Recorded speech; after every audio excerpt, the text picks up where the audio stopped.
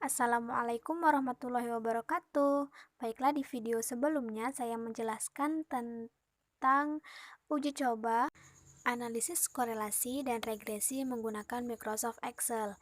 Nah, di video kedua saya ini akan membahas tutorial tentang uji normalitas, kemudian dilanjutkan dengan uji homogenitas dan T1 sampel melalui uji normalitas dan homogenitas menggunakan Microsoft Excel. Sebelumnya, untuk mencari uji normalitas kita memerlukan kolom-kolom seperti yang saya siapkan. Untuk data XY itu kita ambil dari data berat badannya. Nah, untuk frekuensi yaitu kita mencarinya dengan cara sama dengan countif buka kurung, kita ambil dari berat badan dari atas sampai bawah. Kemudian kita enter.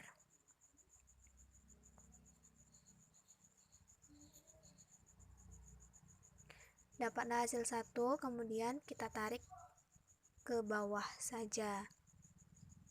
Nah, untuk frekuensi kumulatif kita dapat mencarinya dengan pada kolom pertama kita isi dengan 1, yaitu frekuensi yang pertama.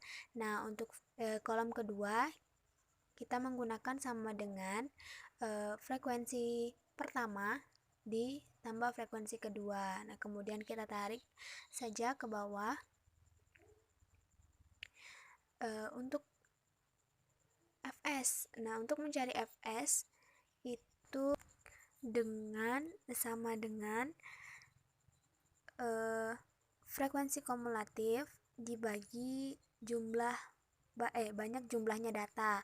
Kemudian kita enter. Kita tarik saja ke bawah. Kemudian untuk mencari Z,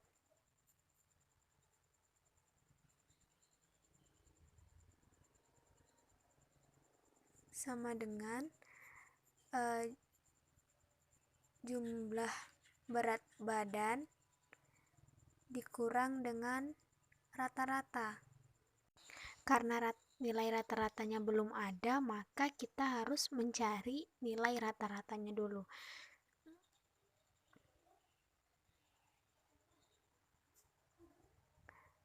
Yaitu sama dengan untuk mencari nilai rata-rata kita menggunakan rumus sama dengan average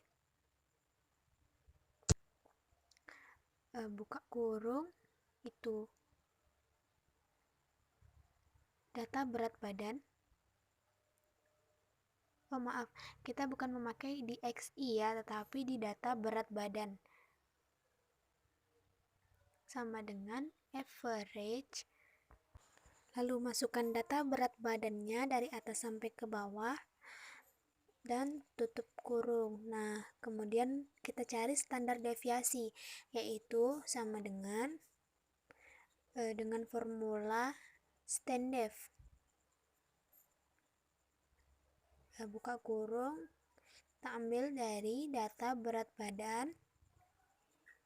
Oke, kemudian tutup kurung dan dapatlah hasilnya.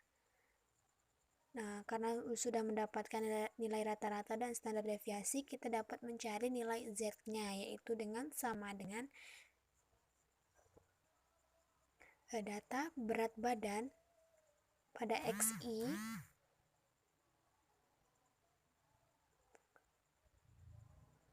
kemudian dikurang dengan nilai rata-rata, kita tutup kurung, kemudian dibagi dengan standar deviasi. Dapatlah hasilnya. Kita ulangi lagi ya, karena kalau tidak kita kunci, yaitu tidak bisa ditarik ke bawah. Kita ulangi, yaitu dengan sama dengan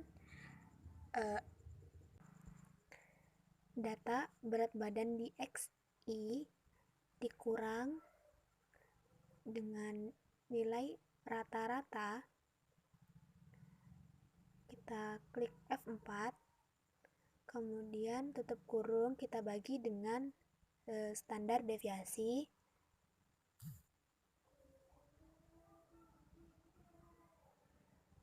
Nah, dapatlah hasilnya, kemudian kita tarik ke bawah saja.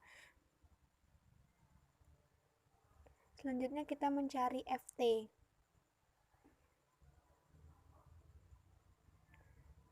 Itu dengan formula sama dengan norm dis, lalu kita klik Z, tutup kurung. Dapatlah, kemudian kita tarik saja ke bawah. Nah, setelah dapat hasilnya, kita mencari FT min Fs. Kita sama dengan FT kolom pertama, kemudian dikurang dengan Fs. Kita tarik saja ke bawah. Nah, selanjutnya kita mencari nilai mutlak dari FT min Fs, yaitu dengan ABS atau absolut, buka kurung, FT min Fs, tutup kurung, kemudian dapatlah hasilnya dan kita tarik saja ke bawah.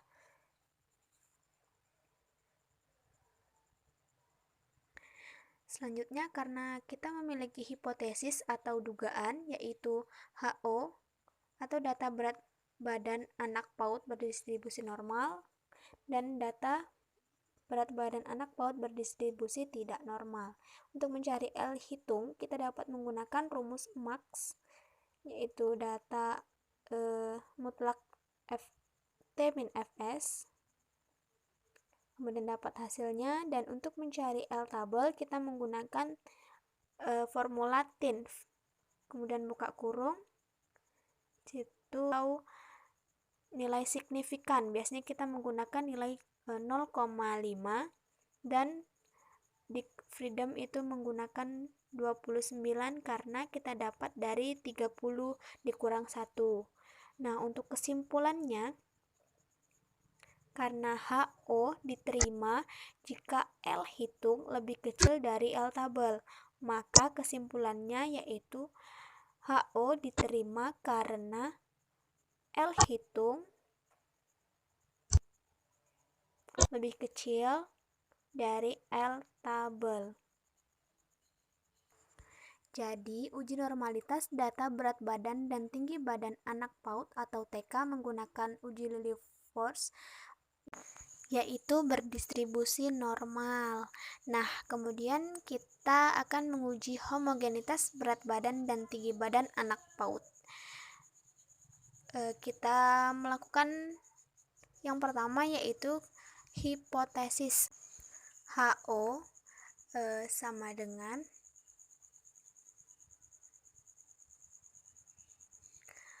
data berat badan dan tinggi badan anak PAUD berasal dari tempat atau populasi yang sama.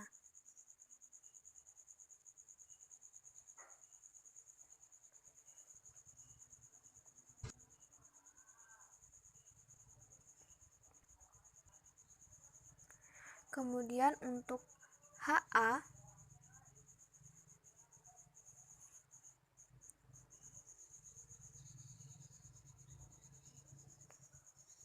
yaitu kebalikan dari data berat badan dan tinggi badan anak PAUD berasal dari tempat atau populasi yang sama, atau data berat badan dan tinggi badan anak PAUD berasal dari tempat yang berbeda.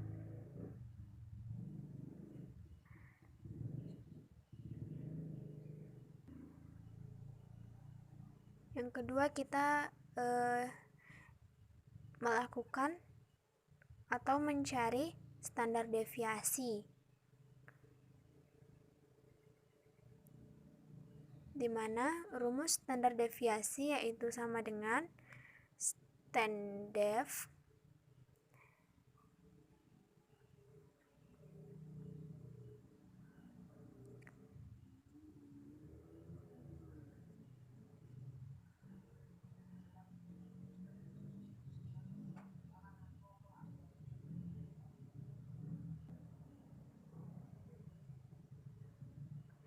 buka kurung, kita ambil dari data berat badan.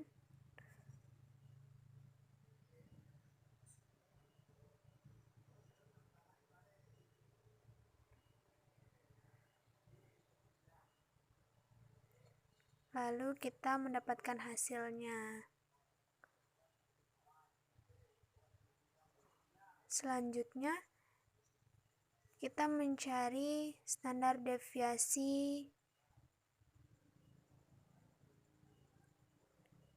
dari tinggi badan anak PAUD. Itu kita rumusnya sama dengan STANDEF.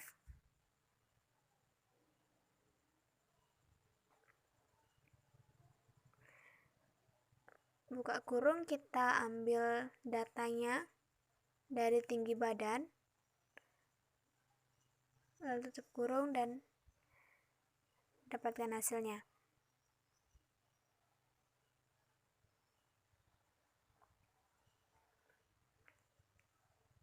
Langkah selanjutnya, kita akan mencari F hitung, yaitu sama dengan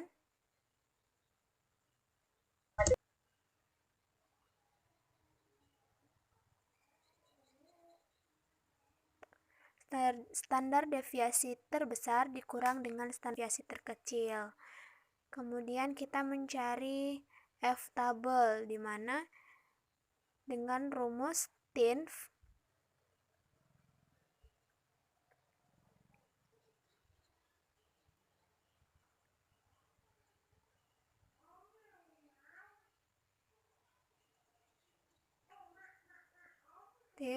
dengan probability, yaitu atau taraf signifikan 0,05, kemudian titik koma,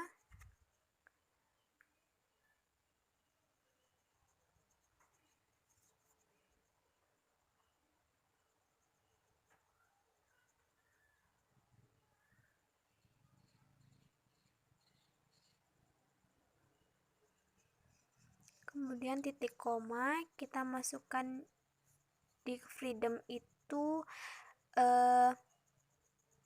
29, karena banyaknya data, 30 dikurang dengan 1, yaitu 29.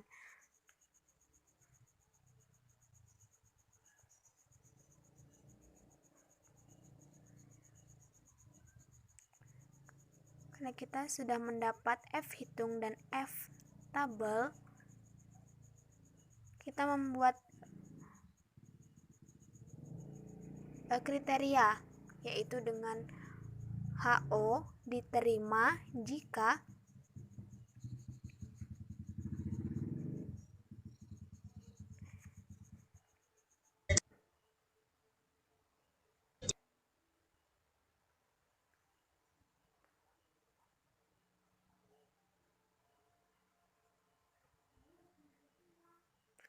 F hitung lebih kecil dari F tabel. Maka dapat kita buat kesimpulan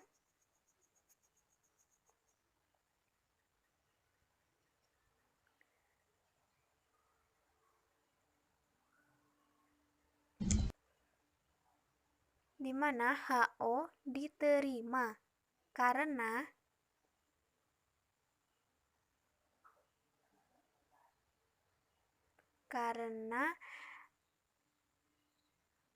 F hitung lebih kecil dari F tabel.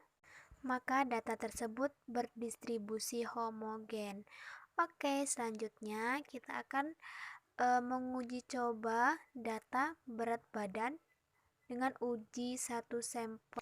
Sama seperti sebelumnya, kita membuat hipotesis terlebih dahulu, yaitu HO atau rata-rata berat badan untuk anak PAUD kurang dari 17 kg dan HA rata-rata berat badan untuk anak PAUD adalah 17 kg. Untuk mu 0 yaitu data tidak sama dengan 17 dan mu 1 data sama dengan 17. Nah, kemudian kita mencari rata-ratanya. cari rata-rata, yaitu sama dengan kita menggunakan rumus average. Buka kurung, kita ambil data berat badannya, lalu kemudian tutup kurung, kita dapat hasil itu. Dan untuk standar deviasi, kita menggunakan rumus StanDev.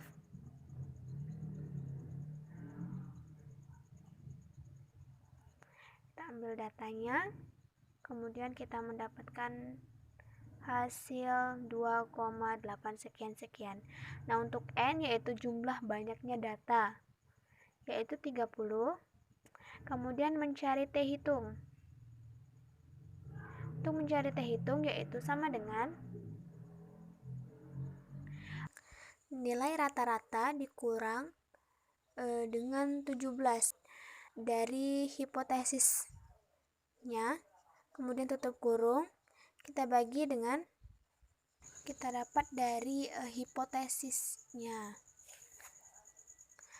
Standar deviasi, kemudian SQRT atau akar dari banyaknya data, kemudian kita tutup kurung dan dapatlah hasilnya 0, sekian-sekian. Untuk T-table kita mencarinya dengan tin buka kurung probability atau taraf signifikan, yaitu 0,05, kemudian titik koma 29 itu kita dapat hasilnya dari 30 dikurang 1, karena HO diterima jika T hitung lebih kecil dari T-table, maka kesimpulannya yaitu HO diterima karena T hitung lebih kecil dari T-table. Baiklah, cukup sekian video dari saya. Kurang lebihnya saya mohon maaf. Saya akhiri. Wassalamualaikum warahmatullahi wabarakatuh.